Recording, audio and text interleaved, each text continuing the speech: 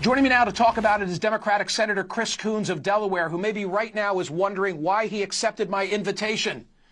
Senator Coons, thank you for being here.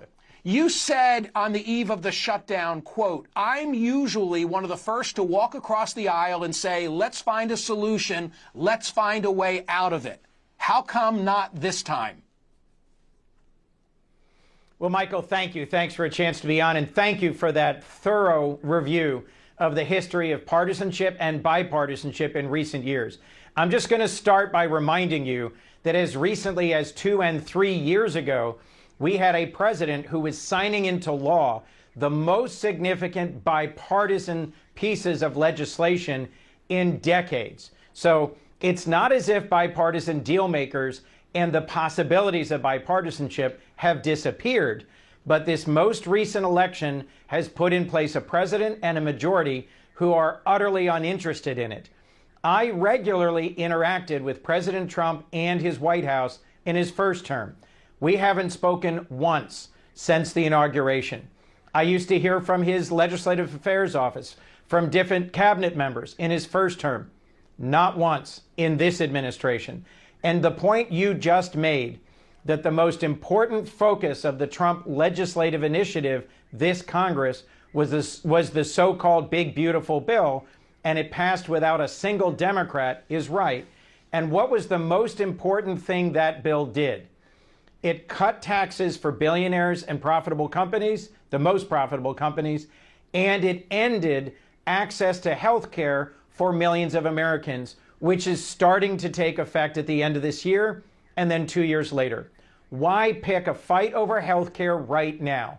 Because the costs are finally hitting home for millions of Americans. Here in Delaware, our insurance commissioner has made it clear that the Affordable Care Act exchange, the Obamacare exchange, those rates are going up 30%. And as you said earlier, if you push the healthy folks who can still afford to be a part of that health insurance pool out of coverage, it ends the Affordable Care Act. Trump's first term was largely about trying to repeal Obamacare. As I'm sure you remember, my friend John McCain ended that effort. Now they're trying to end access to affordable health care for millions through this method. What's the consequence? All of us will have more costly health insurance. All of us will face greater wait times in emergency rooms. And as of this week, all of us are facing higher costs for prescription medications because of Trump's tariffs. I don't like a shutdown. I don't think this is good for our country. I don't think it's good for our military. I don't think it's good for compromise. But we have to see some movement towards reversing these cuts. I understand that compromise means we won't get all of them.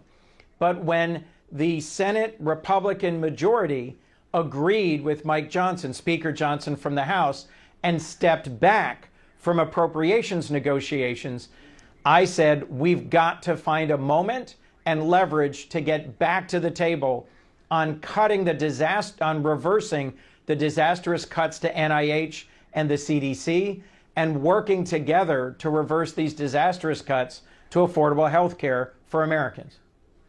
Okay, quick reaction. I think the timeline doesn't support you insofar as you're a month off, meaning when open enrollment begins on November 1st, and now the rubber meets the road in the mailbox, people are going to wake up to what Senator Coons is saying. I don't think they're there yet, and I don't think you can keep the government shut down for an additional month. Second point is, if everything you're saying is accurate, and by the way, I believe in the accuracy of what you're saying, then Republicans will be due for a shellacking in the midterm election. What's wrong with that being the way to handle this? So waiting until insurance rates are locked in and not changeable, and negotiating in November and December, and waiting until millions of Americans suffer the loss of health care, higher health care costs, longer wait times, isn't what Democrats do, because we want to fix the problem.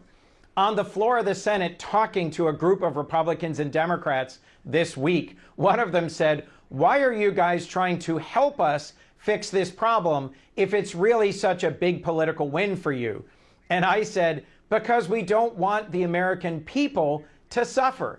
You're absolutely right, Michael. The right thing to do from a narrow partisan political sense is to just fold our arms and say, you wait and see. When healthcare costs go through the roof, people are going to be mad. When rural hospitals close, people are going to be mad, and we'll benefit in the next election. But I don't want to wait until those hospitals close. I just met this week with the head of the Delaware Hospital Association. They're freaking out over the costs to health care for Delawareans, and I want us to have a focused conversation this week that will hopefully put us on a path towards negotiating a resolution. Okay, I watched that video, and I recommend others do it as well in your social media. I'm hoping the government reopens and these issues get negotiated, because come November, I think people are going to recognize the strength of what you're saying. Thank you for being back here. I wish we had more time, Senator Coons. Joining me now to talk about this is David Wasserman, the senior editor and elections analyst for the Cook Political Report with Amy Walter. He's recognized as one of the nation's top election forecasters. David, it occurs to me there's a new definition of moderate these days in Washington.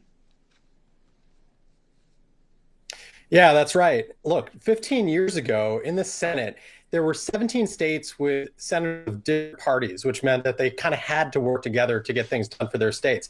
Today, there are only 2 states that have split Senate delegations, Pennsylvania and Wisconsin. 15 years ago, there were 23 senators from parties that were opposite what the presidential candidate in their state won. And today, there are only 11 senators from parties won by presidential candidates of the opposite states. And so we've had this surge in straight voting in just the last couple of cycles that has led to a total polarization of not just the House, which is up every 2 years, but the Senate, which is up every 6 years.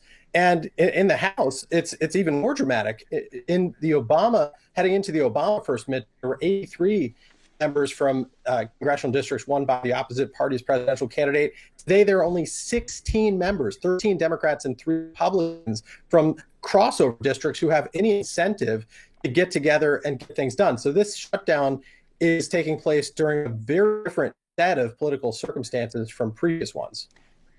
And it's gotten a lot worse just in the last couple of years. If I mention the personalities, I think that sometimes that illustrates the point. Joe Manchin would be at the top of my list. Lamar Alexander would be on my list as well. I'll give you one from each side of the aisle. Just pointing to people who were like Coons, like Senator Coons, of the sort willing to get in a room and get it done. So my question to David Wasserman, knowing the complexion, the makeup of the House and Senate so well, is who can we look to now in the Senate as brokering this kind of a deal? Well, I think we probably know how this shutdown ends. And the hint was 3 Democratic senators who broke ranks and voted to avert a shutdown. John Fetterman from Pennsylvania, Catherine Cortez Masto from Nevada, Angus King from Maine.